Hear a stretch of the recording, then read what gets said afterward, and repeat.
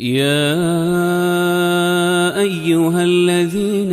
آمنوا إذا نودي للصلاة من يوم الجمعة فاسعوا إلى ذكر الله وذروا البيع ذلكم خير لكم إن كنتم تعلمون. الحمد لله رب العالمين، والصلاة والسلام على سيدنا وحبيبنا محمد وعلى آله وأصحابه أجمعين. ئیمانداران و خواناسانی زۆر بەڕێز، دەنگ و باسێک کە ئەمڕۆ زۆربەی ڕاگەیاندنەکانی کوردستانی گرتوۆتەوە و هەمومان گوێبیستی دەبین و خەڵکی پێوە مەشغوڵ دەکرێ و بابەتە گەورەکانی پێ لە بیر دەبرێتەوە، بریتیە لە پرۆژە یاسای توندوتیژی خێزان و ئافرەتان و ئەمانە. هاوکات لەم هەفتەیەدا ئەوەی کە هەمومانی وەکو موسڵمان و وەکو کورد نیگەران کرد، تۆپباران و ناردنی درۆنی تەقێنەر بۆ سەر برا و خوشکە کوردەکانمان کە لە ڕۆژهەڵاتەوە لێرە دەژین. دەمەوێ وتارەکەم بە پشتیوانی خوای پەروەردگار لەژێر ناونیشانی پرۆژە یاسای ژنان و تۆپبارانی نایاران لە چەند خولەکێکدا پێشکەشی جەنابتان بکەم و دەڵێم وبیللهی تەوفیق. دوو جۆر هاوسەرگیری هەیە لە جیهاندا، دوو جۆر هاوسەرگیری و پێکهێنانی خێزان لە بینی ژن و مێردا لەسەر زەوی ئەمڕۆدا هەیە. جۆری یەکەمیان کە زۆربەی ڕۆژئاوا و جیهانی غەربی گرتوۆتەوە و دەیانەوێت لە ڕێی ئەم پرۆژە یاسایانەوە بیشی هێننە وڵاتی ئێمە، بریتیە لە هاوسەرگیری بەیەکەوە بوون. جۆری یەکەمی هاوسەرگیری پێی دەوترێ هاوسەرگیری بەیەکەوە بوونی ژن و مێردێک. ئەو بەیەکەوە بوونە دوای ڕەزامەندی کوڕ و کچێک بەیەک دەگەن، گرنگ نییە بە حەڵاڵی بەیەک گەیشتون یان بە حەرامی بەیەک گەیشتون. لە جیهانی ڕۆژئاوادا زۆربەتان لە ئەوانەی ئەوروپاتان بینیوە کەسانێک هەیە سێ منداڵی هەیە، دوو منداڵی هەیە، تا ئێستا ژن و مێردی ڕەسمی نییە، بەیەکەوە دەژین لە خانوویەکە لە ماڵێکە، منداڵیشیان هەیە، هەشتا هەر هاوڕێن بە حسابی خۆیان. هەیە دوای سێ منداڵ، هەیە دوای دوو منداڵ، هەیە دوای مناڵێک، ئەم جا دەچن لە دادگادا هاوسەرگیری دەبەستن. ئەمە بەیەکەوە بوونە، هاوسەرگیری بەیەکەوە بوون لەسەر سێشتە بۆ پڕکردنەوەی ئەو فەراغەیە کە لە ناخی مرۆڤدا هەیە. هەم ڕەگە زینێر هەم ڕەگە زیمێت دەیەوێت بە کەسی بەرامبەر بگا و ژیانی لەگەڵ بەسەر بەرێ و ڕۆژگاری لەگەڵ بەڕێ بکە. دووەمیان بۆ ژیان و دابینکردنی ماڵ و حاڵێکە بەیەکەوە، بۆ مەئوا و سەکەنێکە تیا بژین و سفرە و خوانێک کە لەسەری بخۆن. لە هاوسەرگیری بەیەکەوە بووندا ئەبێ ژن و پیا وەکو یەک مەسرەفی ئەو ماڵە بکەن. کرێی خانوویەک ژوورێک شوقەیەک دەدەن، دەبێت پیاوەکە چەندی دانا ژنەکەش کاسپی بکات، چۆنی پەیدا دەکات گرنگ نییە، ئەبێ پارە بدا لەو ماڵەدا. ئەبێت چۆن پیاوەکە بەیانیان دەڕوا بۆ سەرکار، ژنەکەش ئەوە بڕوا بۆ سەرکار و ئێوارە وەکو یەک بێنەوە ماڵەوە. ئەم قاپێکی کڕێ ئەو کەوچکێک بکڕێ، ئەم بەتانیەکی کڕێ ئەو دۆشەکێک بکڕێ. ئەم دینارێکی مەسرف کرد، ئەویش دینارێک مەسرفکە، ئەو دۆلارێکی دانا، ئەم دۆلارێک دانە، بە هەردووکیان ماڵەکە بەڕێوە دەبن. سێمیان ئامانجیان بەیەکەوە خەوتنە، سەرجەگاییکردنە، ئەویش تەنها بۆ جنس، تەنها بۆ تێرکردنی ئارەزوەکانیان. و ئەگەر جارێک یەکێکیشیان حەزی لێی نەبوو یان ماندوو بوو یان نەخۆش بوو یان بێدڵی بەرامبەری کرد، ئاساییە تەلەفۆن بۆ پۆلیس دەکا و لیژنەیەک لە پەرلەمانەوە بێ بزانێ ئەم کێشەی سەرجێگایە لە چدایە. ئەمە هاوسەرگیری بەیەکەوە بوونە بەڕێزە. ئەم هاوسەرگیریە ڕێز و حرمەتم هەیە بۆ ڕووی یەک بە یەکی جەنابتان و هەموو مرۆڤایەتی، ڕێک لەناو ئاژەڵانیشدا هەیە، لەناو سەگ و پشیلە و مەیمون و گوێ درێژ و ئەوانەشدا ڕێک ئەوە هەیە، لەناو جیهانی باڵندەکانیشدا هەیە. نێرومەیەک یەک دەگرن و هێلانەیەک بەیەکەوە دەنێن، بەڵام ئەم هاوسەرگیری بەیەکەوە بوونە هەم لە جیهانی ئاژەڵان و باڵندان هەم لە جیهانی ئەو مرۆڤ بە نەوعانەدا شتێکی کاتیە. لەسەر بچووکترین عاجزی واز لە یەکتر دێنن. ئەو ژنە و مێردە بەجێ دێڵێ، مێردەکەش نەکە بەجێ دێڵێ، وازی لێ دێنێ. ئەگە تێر بوون لە جنسی یەکتر، هەتا ماوەیەک بەیەکەوە ڕادەبێنن کە لە یەکتر تێر بوون، ئەم دەڕوا بۆ لای یەکێکی تر، ئەویش دەڕوا بۆ لای یەکێکی تر.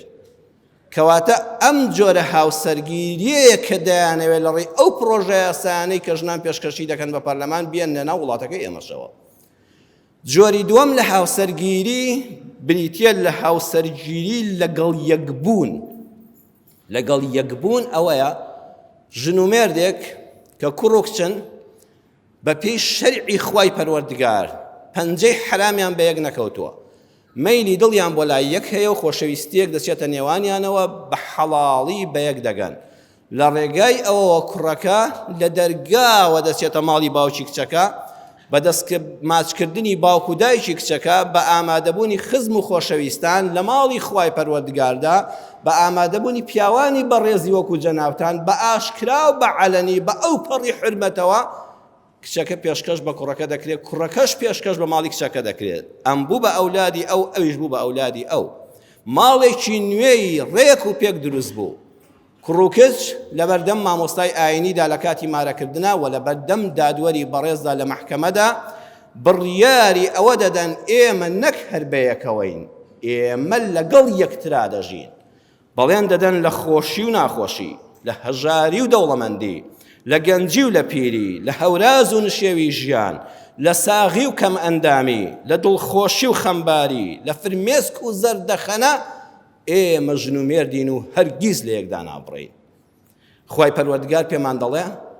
ئەبێ ژن و مێردی ئەسڵ زادە و حەڵاڵ زادە ئاوا بە یەک بگەن، لەگەڵ یەکترا بن، نەک بە یەکەوە بن. لەکوێ قورئانە ئەمە باس کراوە؟ بگەڕێنەوە وەخزنە سوورەتی ئەلبەقەرە ئایەتی 35. وقلنا يا آدم اسكن أنت وزوجك الجنة وكلا منها رغدا حيث شئتما ولا تقربا هذه الشجرة فتكونا من الظالمين. خوای پەروەردگار فەرمووی ئەی ئادەم جێگیر بە ئەنتە تۆ وەزەوجوکە، سەیری واوی مەعیەتە، واوەکە بە معنای مەعەیە، ئەنتە مەع زەوجەتیکە وەزەوجوکە، تۆ لەگەڵ هاوسەرەکەتدا کە حەوائە ئامێزە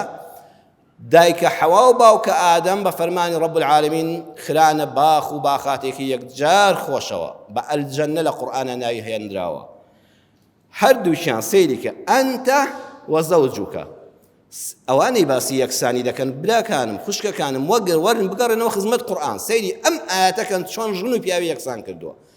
ئەی ئادەم نابێ خۆل لە شوێنی خۆش بژی و ژنەکەت لە شوێنی ناخۆش بێ، ئەبێ هەردووکتان لەناو بەهەشتا بن.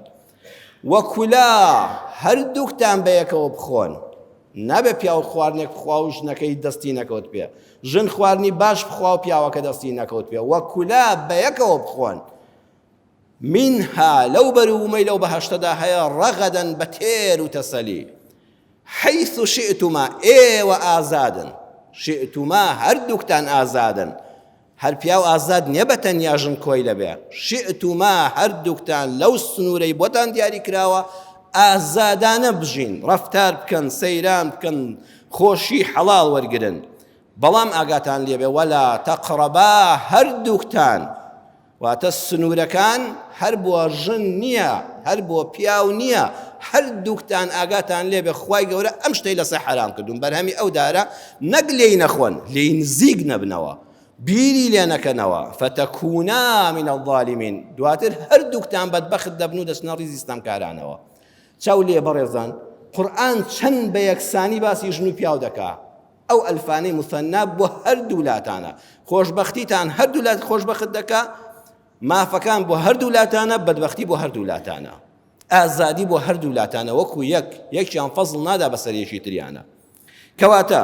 ژیانی خۆش و دڵخۆش ئەوەیە ژن و مێردێک بە دڵخۆشی و بە ئارەزومەندانە بە ڕەزامەندی ناو دڵ بە یەک بگەن. دوو پابەندی شەرعی خوا بن. وەڵڵاهی ژن و مێرد بە تایبەتی کوڕ و کچێکی گەنج کە دەچنە ژیانی هاوسەریەوە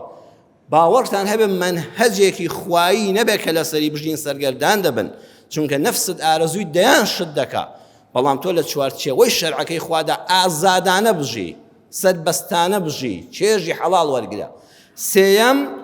سنووری قەدەغەکراو نەبەزێنن، هەم ژنەکە هەم پیاوەکە، ئەبێ سنوورێک هەبێ، نابێت سنوور نەبێ لە ژیاندا، ئەو کاتە دەبێتە بەڕەڵایی، دەبێتە فەوزا کە لە هیچ شوێنێکی دنیادا قبوڵ نییە. خوای پەروەردگار ئادەم و حەوای بەم ژیانە بەختەوەرە بە یەک گەیاند، بەڵام فەئەزەلەهومە الشەیطان ڕێک لە دوایەوە ئاەتی 36 سوورەتی ئەلبەقەرە دەفەرمێ شەیطان ناحەزە هەرە گەورەکەی مرۆڤایەتی چووە بنکڵێشانەوە خلیسکاندنی بە زمانی شیرین و نەرم و لە ڕێی پرۆژە یاساوەوە وەقاسەمەهما ئینی لەکوما لەمینە الناسیحین لە سوورەتی تری قورئانە دەفەرمێ شوێنێکی ترە سوێندی بۆ خواردن وتی سوێند بە ئەڵڵا من دڵسۆزی ئێوەم لەکوما ئینی لەکوما ئەی ژن و پیاو ئەمەی کە من پێتان دەڵێم بۆ قازانجی ئێوەیە بابە ئێستا سەردەمێکی ترە ئەوە کاتی خۆی خوا حرامی کردبوو ئێستا کەی حرام ماوە وازی لێ بێنن ئەگەر لەم بە درەختە بخۆن ئەمجا بەختەوەر دەبن هەتا بەس سەربەرزی دەمێننەوە قەت نامرن خۆشیەکانی ژیان ئەمجا دەست پێ دەکا ئەوە نە بە زمانی شیرین چۆ بنکڵێشیانەوە ئادەم و حەوای لە خشتە برد لە دارەکەیان خواردن و لە خۆشی ژیانی هاوسەری و بەهەشتەکە بێبەشی کردن قورئان لەم سوورەتی ئەلبەقەرە ئاەتی 35 و 36 پێمان دەڵێ لەگەڵ دروستبوونی ئادەم و حەوادا کە لەگەڵ یەکا دەژیان نەک بە یەکەوە بن ئەو ژن و مێردە شەیطان ئامادەی خۆی دەربڕی کە ژیانی هاوسەریان تێکدا دواتر حتا دەگاتە تۆی موسڵمان پیاوی موسڵمان و هاوسەرە موسڵمانەکەت ئەم شنوێنەری شەیطانانە هەر زیندون هەر دێن بەردەوام لە زمانی بەعسیشا پرۆژێ وا هەبوو پیسترینەکەی گەیشتە ساڵی 2011 کە پرۆژەی توندوتیژی خێزانی لە پەرلەمانە تەصدیق کرا خوا ئەوانە بگرێ ئیمزایان لەسەر کرد خوا ئەوەل لە ناوبەرێک کە پرۆژەکەی تەرح کرد واللهی بەرەکەت لەو کوردستانەدا نەما ئەو 2011 ئەوانە پارە بە لێشاو هەبوو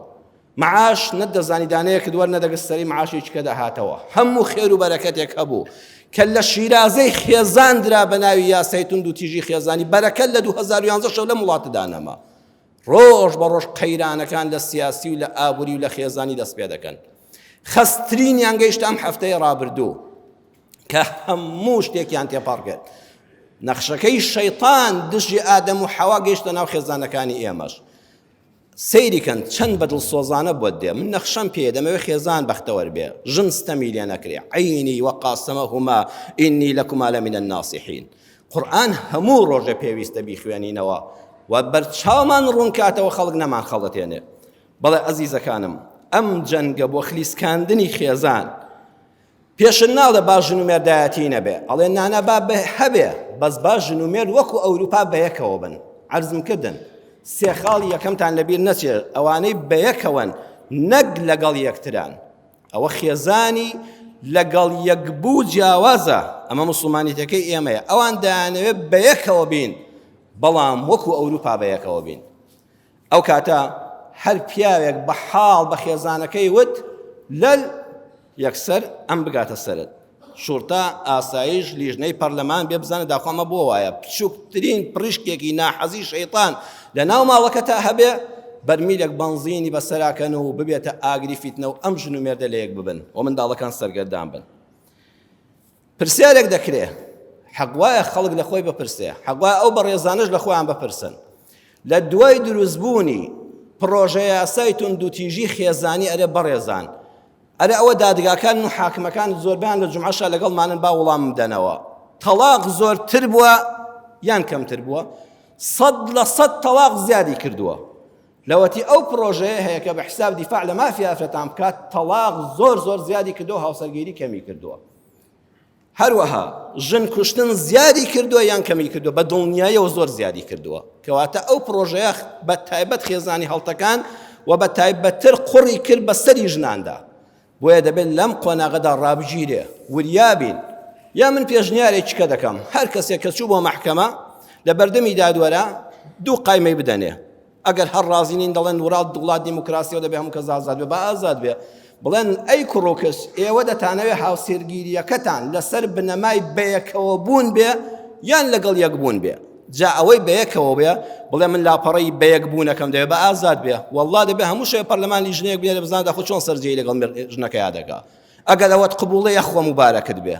بەڵام ئەگەر موسڵمانیەتەکەت قبوڵە هاوسەرگیری ئێمە لەگەڵ بوونە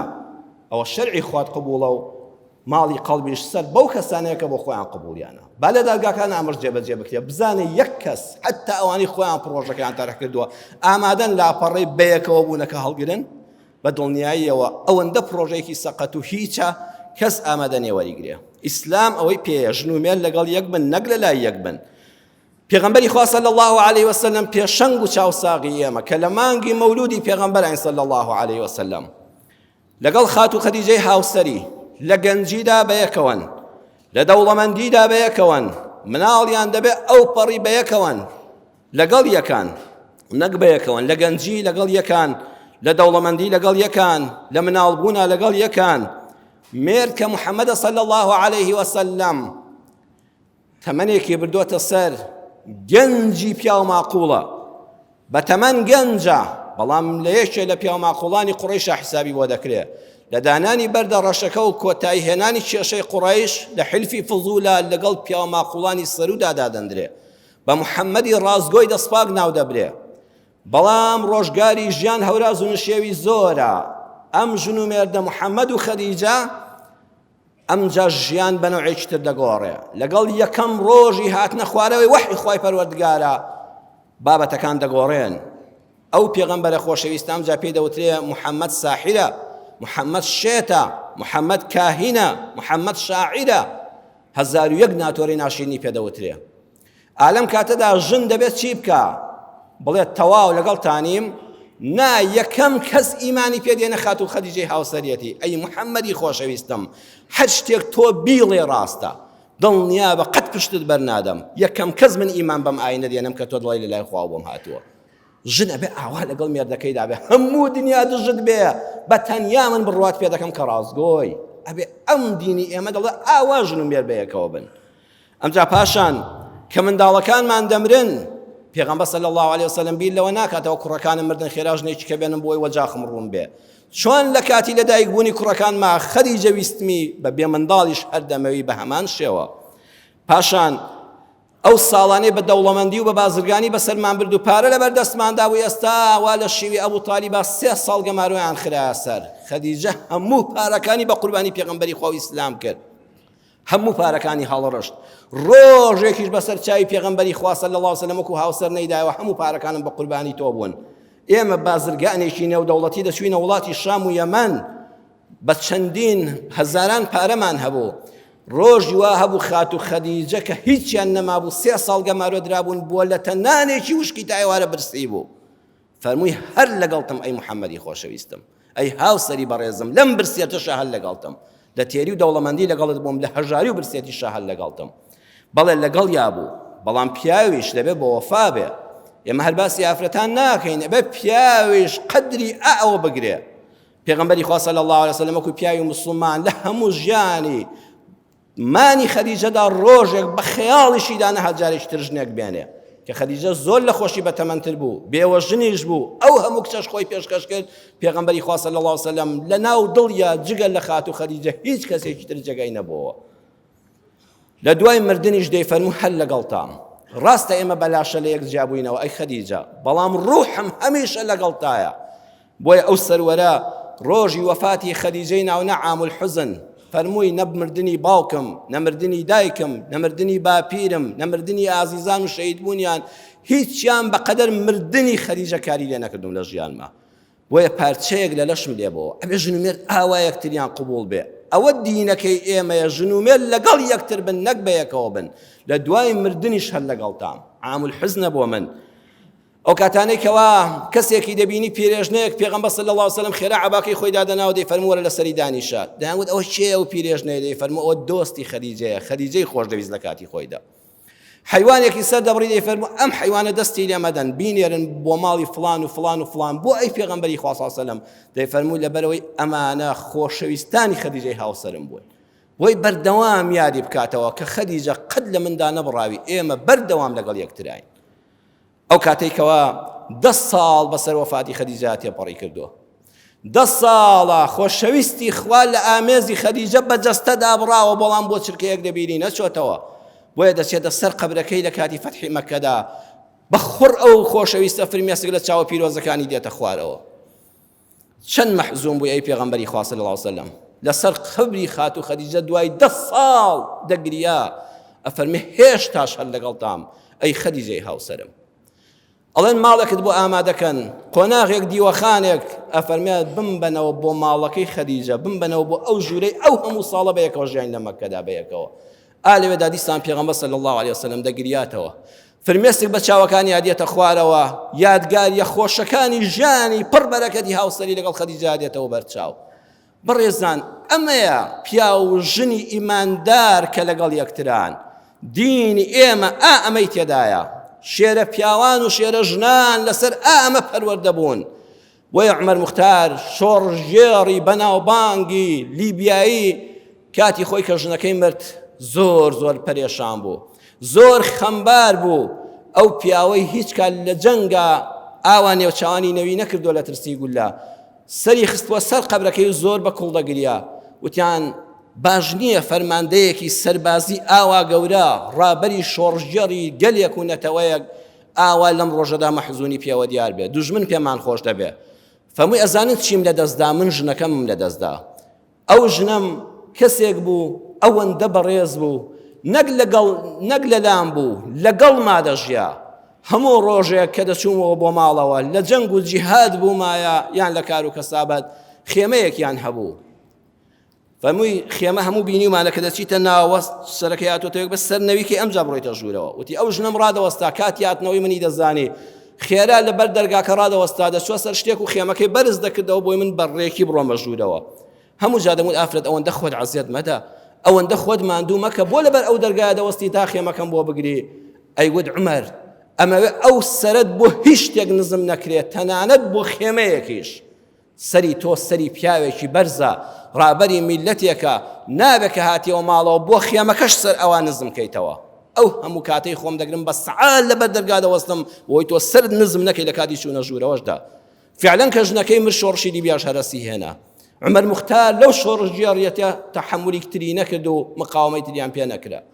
ئێمەی میلەتی کوردی مسلمانیش ئێوەی میلەتی کوردی دیندار کە بە شیری ئیسلام گۆشکراوین کە لەسەر ڕێباز و ڕەویەی محەممەد و خەدیجەین صلی الله عليه وسلم ڕەزا و ڕەحمەتی خوا لە خەدیجە بێ والله ئەم کوردە ئەم ڕێبازی پێغەمبەرە هێشتوویەتەوە ئەوەی بەسەر ئەم چوار پارچەی کوردستان و نەتەوەی کووردا هاتووە چیمان لێ بەسەر نەهات لە ماڵوێرانی لە ڕاگواستن لە تۆپ و تەیارە لە کیمیایی لە ئەنفال لە کۆڕە و لە گرانی قورسینەوەتەکان هەر هەموو تەحەمولمان کرد چونکە ژن و پیاوی ئێمە لەگەڵ یەکتر بوو لە شارە لەگەڵی بوو لە شاخیش لەگەڵی بوو لە هەرزانی لەگەڵی بوو لە گرانی لەگەڵی بوو مناڵ کابرا پێشمەرگە بوو ژنەکەی ئەو مناڵانەی پێدەگەیان مێردی ئەنفال کرا ئەو شێرە ژنانەی کورد چۆن ڕۆڵەکانیان بەسەر بەرزی بەخێو کرد چ زەحمەتێکیان کێشا هێشتا خۆیان بە بەختەوەرترین مرۆڤی سەرزەوی دەزانی کە مێردەکانیان چارەنووسیان نادیار بوو ئەگوم من ژنی فڵان کەسم بەسەر بەرزیەوە ئەمە خێزانی کووردە ئەمە بەرهەمی ئیسلام و کوردایەتیمانە بۆیە دوژمنانمان لەگەڵ کاڵفامەکانی ناو خۆمان دەیانەوێت بە پرۆژەی یاسای تونند و تیژی خێزان و ژنان ئەم خێزانە تۆقمەمان هەڵتەکێنن کە خێزانمان نەما نەتەوەمان لە مەترسیدایە ئەمڕۆ بەداخەوە ئێمە چونکە میلەتێکی بێخاوەنین چونکە میلەتێکی بێ حکومەتی وڵاتانین چونکە ئاڵامان لە نەتەوەیە گرتوەکاندانیە هەموو نارەکانی دەوربەرمان ڕۆژانە بە تۆپ و بە تەیارە و بە درۆن دێنە سەرمان و سنووری خاکی کوردستانمان دەبەزێنن کەسیش نییە لە جیهاندا لە سەرمان بەجواب بێ ئەمە زۆر ترسناکە لە چێش دەدرێ ئەو زوڵمە ئەو وڵاتانە دەبێ بزانن بە ناوی هەرچیەکەوە بڵێن زوڵمە ستەمە ناڕەواییە ناحەقیە خوا قبوڵی ناکات چونکە لە ژن و منداڵ دەدرێ مناڵەکانی خۆمانمان دێتەوە بەرچاو ژن مناڵەکەی بە مردووی لێ لەدایک بێ و مناڵەکە لە دوای دایکی نەژیا و ئەویش مێشکی بوەستێ منداڵانی قوتابخانە پەناشاخەکان بگرنەوانێ و بلەرزن لە ترسانە لە دەنگی تۆپ و تەیارە ئەوەی کە دەکوژرێ و پێم بڵێن ئەندامێکی سەرکردایەتی و مەکتەبی سیاسی تێدایە هەر هەمووی فەقیر و هەژار و داما و قڕبە سەرەکەیە کە لە وڵاتی خۆیان هەڵاتووە ئەمە زۆر ناڕەواییە بەڵام باوەڕتان بێ ئەمە چەند مەترسیدارە ئەم پرۆژەی هەڵتەکاندنی خێزانە مەترسیدارترە چونکە دوژمن تا لێتدا تۆ بەهێزتر دەبی هەستی نەتەوایەتیت بەهێزتر دەبێ بەڵام کە ژن و مێرد لە یەکدا بڕان کە خێزانی کورد حرمەت و ڕێزی تێدا نەما کە ئینسان ئەوەندە عەقڵی سووک بوو لە ناو نوێنە لە ناو سەر جێگاییدا بەڕوت و خۆتی تەلەفە بۆ پەرلەمان و بۆ شورتە بکە وەرە بزان لەگەڵ ژنەکەما چیمە کە ئینسان گەیشتە و ڕادێ لە ئاژەڵیش کەمترە ئەو کاتە نەتەوە نامێنێ هیچ نامێنێ ئەوەی کە تۆپ و درۆن دەنێرێتە سەرمان زاڵمە لەو زاڵمتر ئەو کەسێ لە چک دەسووتێنێ ئەو کەسەی لە چک دەسووتێنێ لە ڕەدی ناحەزانیدا زۆر کاڵفام و بێعەقڵە ئەوە سوکایەتی بە دینی ئەم میلەتەیە لە چک شەعائیری دینی ئیسلامە تۆ ئازادی نایکەی یان نا ئەوە قیامەتی خۆت هەیە بەڵام ئازاد نی لەچکەی خوشک و خێزانی من بسووتێنی لەچکەی کچی من سوڵمان بسووتێنی ئەوە نەرمی ئەم مزگەوتانەیە و ئەوە کرانەوەی سینەی ئێمەی موسڵمانە ئەینە هەرگیز لە شارەکانی کوردستانە ڕێگە نادرێت کەس دەست بووە لە سەر پۆشێکمان بەرێ چرخی پێوەنێ ئەوە بە قشتی لەگەڵا بسووتێنی بەس ئیسلامەکە ڕێگەمان پێنادا و دەستەکانی گرتوین هەڵی دەگرێت بۆ قیامەت هەر کەسێ لەچک بسووتێنێ سوکاتی بە دینی خۆی کردووە بە نەتەوەی خۆی کردووە ئەرێ بەڕێزان میلەتی کوردی موسڵمان ئەرێ پەرلەمانتاران کە وشەی پەرلەمان دێنم ڕێزم هەیە بۆ خودی وشەکە چونکە بوونی نەتەوەیە ڕێزم هەیە بۆ ئەو چەند ئەندام پەرلەمانەی کە وەکو تاک لە خولەکانی پێشوشدا و لە ئێستاشدا ئینسانی بەڕێز و شەریف و عەفیف و پاک و بە ئەخلاق ئینسان شەرمیان لێ دەکات کە تووشیان دەبێت هەر بە بنەماڵە کەسانی بەڕێز و دیندار و بەڕێز بوون جا لە دیندارەوە تا نەتەوەی تا چەپەکان لە هەموو لایەنەکان تاک-تاکێکی تێدایە بەڵام وەڵڵاهی زۆربەی هەرە زۆرتان ئەوانەی خولەکانی پێش و ئەمانەی ئێستاش یان حیزب بە خزم و بە کەس هێناونێ سەرکار خۆتان شانی پەرلەمانتاری نین یان باوکتان پیاوێکی قارەمان بوو ئێوە کوڕکچەکانی هیچتان لە بارانێ لەبەر خوێنی شەهیدەکەی باوکتان هێنراو ناو شوێنە دەبێت ڕێزت لێ بگیرێ وەکو کوڕی شەهید کچی شەهید بەڵام مافی ئەوەت نییە لەسەر خوێنی باوکە قارەمانەکەت دایکە شۆڕژگیارەکە تۆ بکرێ بە پەرلەمانتار و هیچ لە بارانە بێ بۆ خۆت یان سواری شەپۆلی ناڕەزای ئەو میلەتە قوربەسەرە بوون فرسەتتان هێنا خۆتان گەیاندە کولێرەکە و گوندی ئیتالی و ئەوانە دەبزانە ئێستا نانێک دەدەی بە فەقیرەکەوانی کە دەنگیان پێ بدای ڕۆژێ دەرگان لێ دەکەیتەوە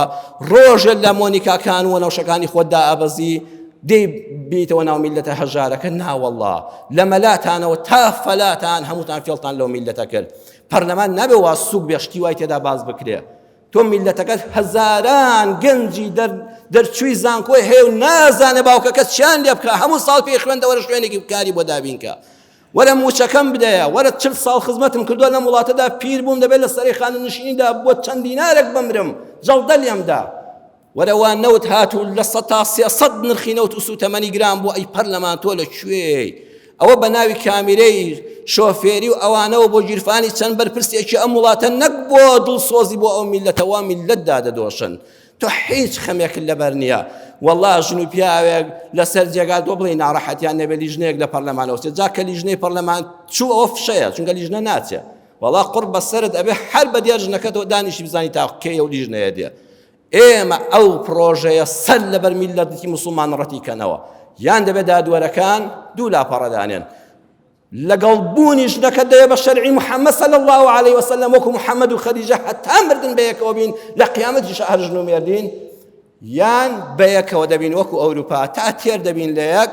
دواتر بۆ خۆمان لە یەک جا دەبینەوە ئەو دەڕا بۆ لای پێشکەویش دەڕا بۆ لای ژنێکی تر و ماڵ و منداڵ و نەتەوەکەشمان سەرگەردان دەبێت ئەوەی لە چک پسووتێنە دوژمنی دینە ئەوەی لە چک پسووتێنە دوژمنی نەتەوەیە چونکە سەرڕووتی ئەخلاقی میلەتی دایکەکانی ئێمە نییە تۆ دایکت سەرڕووت بوو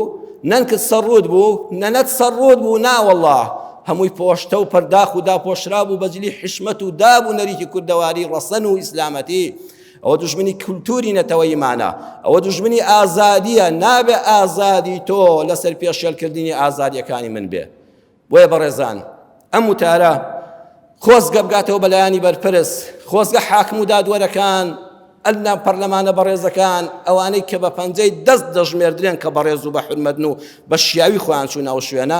ئومێدەوارم لێمان وەرگرن هەر نەک خوێندنەوەی بۆ نەکرێ فڕی دەنە تەنەکەی خۆڵەوە و هەرچی چۆ دەرێش لەقەیەکی لێدا ماڵی قەڵب و علوج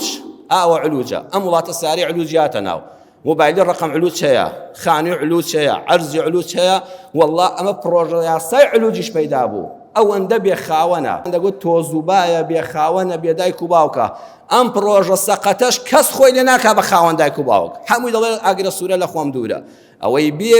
دوژمنایەتی دینەکەمان بکە ئەوەی بێ دوژمنایەتی نەتەوەی ڕەسەنی کورد بکە ئەبێن نێو چاوانی لە شاخە بەرزەکانی کوردستاندا و سەرتەقینی بۆ دەمێنێتەوە بە ویست و ڕەحمەتی خوا. داواکارم لە خوای پەروەردگار یا ڕەبی خوا ڕەحممان پێ بکەیت. خوای پەروەردگار ئەم ئیسلامە ئەم کوردە بە ڕەزامەندی خۆی هەڵی بژارد و هەر ئەوەشمان بۆ دەمێنێتەوە لەسەر ڕێبازی ڕاستی ئەم ئیسلامە چەسپا و دامەزراومان کەی.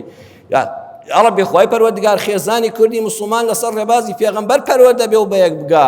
خوایە گیان لەگەڵ هاوسەرەکانماندا هەمیشە لەگەڵ بین، نەک بەیەکەوە بین. یا ڕەبی خوایە لەگەڵ خێزان و منداڵماندا لەگەڵ هەموو موسڵمانانی ئومەتی محەممەدا صلی الله عليه وسلم جێگەی هەموو لایەکمان بەیەکەوە بەهەشت بێ. یا شافی یا الله ئەوانەی نەخۆشن شیفای بەخێریان بۆ بنێری، ئەوانەی نەخۆشن خوایە شیفای بەخێریان بۆ بنێری، ئەوانەی دەردەدار و لەش بە ئازارن خوای ڕەحمیان پێ بکەی، ئەوانەی گرفتارن بێ بەهانە و هاواریانەوە،